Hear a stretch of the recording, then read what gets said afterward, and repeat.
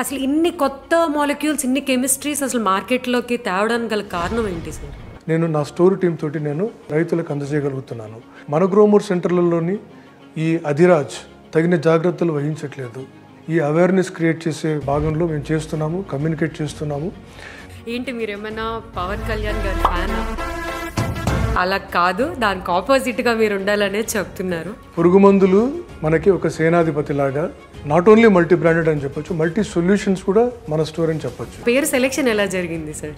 మన స్టోర్లో అన్ని కంపెనీల ప్రోడక్ట్లు కూడా, అన్ని కంపెనీల బ్రాండ్స్ మన దగ్గర అందుబాటులో ఉంటుంది. కాకపోతే మీరు అన్నట్టుగా ఎటువంటి ఏ ప్రభావితం లేదు దీనిపైన. ఇది కేవలం పంటని బాగా రక్షిస్తుందనే ఉద్దేశంతో ఒక సేనాధిపతి లాగా ఉంటాడని సేనాని అని పెట్టడం జరిగింది. జితారా gives you Z security for your crop. What makes the difference? ఒక రైతు 10 డీలర్లు కాదనుకొని మన గ్రోమోర్ సెంటర్కి ఎందుకు రావాలి? మన గ్రోమోర్ సెంటర్లోని ఎందుకు అడుగు పెట్టాలి? ఇందులో ప్రత్యేకంగా ఓన్లీ పురుగు మందులే ఉంటాయి, ఓన్లీ పెస్టిసైడ్స్ మటుకే దొరుకుతాయి. మన పెస్టిసైడ్స్ బిజినెస్ ఏమైనా ఇంపాక్ట్ అయ్యిందా? ఏమైనా పెరగడం తగ్గడం ఏమైనా ఎఫెక్ట్ అయ్యిందా?